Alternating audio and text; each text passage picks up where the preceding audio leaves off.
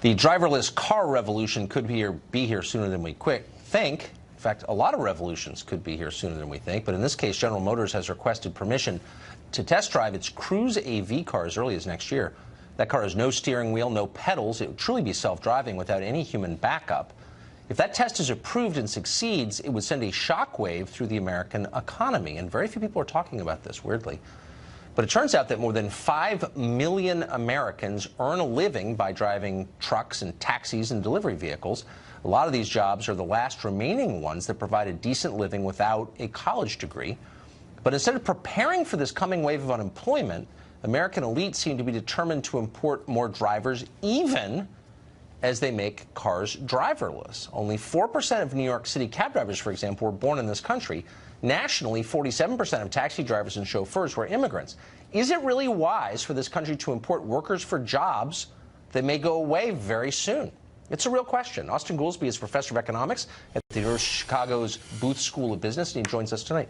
So, Austin, I think that's a fair question and a real one, but it's not just limited to driverless cars. So I'm sure you saw the McKinsey report recently that said by 2030, 73 million American jobs could disappear because of automation. So let's say that's, hysterical by double. Let's just say it's half that. It still raises questions about our immigration policy. Why are we importing people for jobs that are disappearing? Well, first, let me applaud you, Tucker. I think you should be thinking about these big think issues, and anybody who was going to criticize you for that, I think is wrong.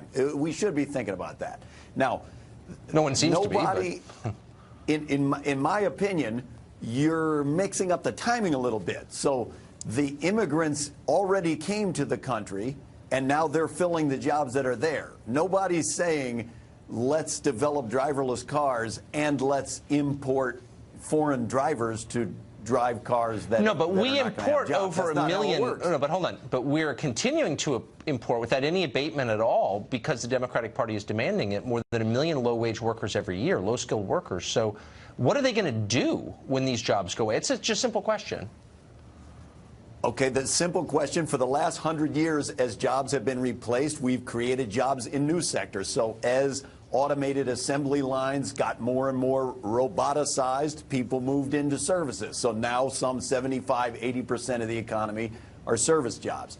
What we've seen in immigration historically is if we are in periods with low employment growth, not that many immigrants want to come to this country. And that's actually a problem. But hold on, for Austin, the what you're leaving out, as an economist, I think you would know this, that at earlier periods where we had these immigration levels, and there's only been one, the social safety net was a fraction of what it is today. You couldn't realistically come to this country in 1913 and expect that your basic needs would be taken care of by the state. It's very different now. It's absolutely not true that there has only ever been one automation or replacement of technology. That's been an ongoing process for 140 years. People will look, even if, and this is actually happening, even if people are coming here and not finding work, they will still live better than they did in Burkina Faso. So why wouldn't they continue to come? It's very obvious, and I don't understand why that's not part of the calculation. Tucker, we're not fighting about illegal immigration. I'm talking about legal immigration. Yeah. I'm talking about legal immigration.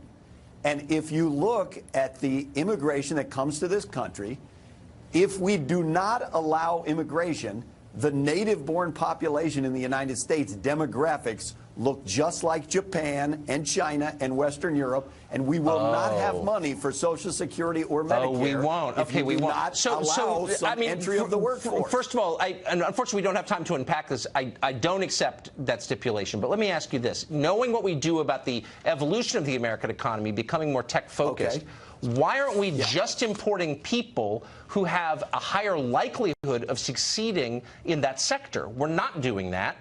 Our immigration policy is based on lettuce picking. Why would we do that in a high-tech world? Well, it's not only based on lettuce picking. Well, it heavily is, actually. It's a perfectly fair point to say, should we have more skilled immigrants? The danger of that, of course, is you would block, say, Doris Salk, who came to this country with no education. She had a child, Jonah Salk, who cured polio. And if you applied a strict criteria so let me just get fact-based for you. Okay, So look, I'm for immigration. Lots of immigrants start companies, as you know. So here's a list of the immigrants who founded billion-dollar startups in recent years. Number one country, India, then Canada, then the United Kingdom, then Israel, Germany, China, France, Ireland, Armenia, Azerbaijan. None of these countries are in the top 5 for immigrants to the United States. There are actually no one's from Haiti, no one's from El Salvador, Honduras, Mexico. There's a massive disconnect between the immigrants who are succeeding in our growing sector and the ones we're importing. What is that? Well, yes and no. You're singling out just Mexico, Central America. The president, as you know, singled out Africa. It's completely not true. There are a large number of entrepreneurs coming here from Africa, educated people. If you look at China and India, the Republican Party has explicitly tried to reduce the amount of immigration. But hold on, from wait a second. China. If that's true, then why is Google, the most powerful company in the world, by its own numbers, only employing in its tech side 1% black employees? 1%. I don't understand. I don't understand. Like, either Google is racist, black or employees are, no, I'm serious. Google's the most powerful company. Hold on.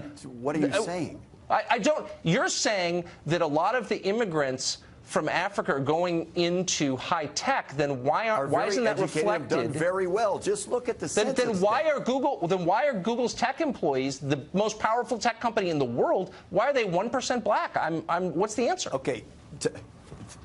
One is, what are the share of immigrants? What are they doing? You're saying what share of Google came from Africa? That's what you're asking? No, the answer is we have very little immigration from Africa, so there are not going to be That's not true, a lot actually. of African engineers at Google. That's not true. We have an awful lot of immigration from Africa. That is, you maybe haven't been keeping current on this, and I'm not against African immigrants. I'm just saying, why can't we be thoughtful in how we admit people? That's perfectly valid. As I started, but it's not happening because your party only cares about we have votes. More skill-based immigration. Tucker, I have no problem. Let's have a rational discussion about that.